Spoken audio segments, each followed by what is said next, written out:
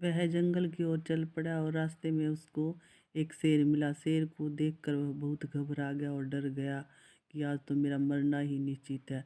फिर उसको अपनी माँ की याद आई।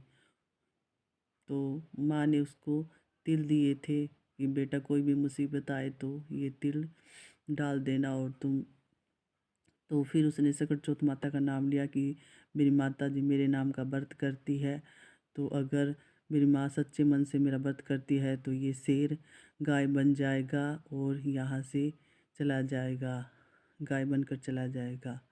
तो वह तिल पूर कर बैठ जाता है। थोड़ी देर में ही माँ तो सच्चे मन से व्रत करती थी अपने बेटे के लिए। थोड़ी देर में ही शेर गाय बन जाता है और वहाँ से पूँछ हिलाती गाय चली जाती है। कुछ आगे चलता है तो उसे जंगल से बाहर एक नदी मिलती है।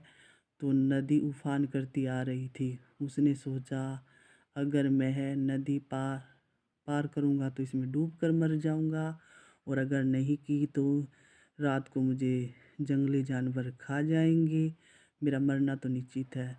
फिर उसको अपनी माँ की याद आई और माँ के तिल पूर कर बैठ गया और बोला अगर मेरी माँ सच्चे मन से व्रत करती है तो इस नदी के 2 हिस्से हो जाएंगे और बीच रास्ता मुझे मिल जाएगा। तो उसकी माँ तो सच्चे मन से ही व्रत करती थी। नदी के 2 हिस्से हो गए और बीच से रास्ता बन गया। उसने नदी पार कर ली। वह एक नगर में गया।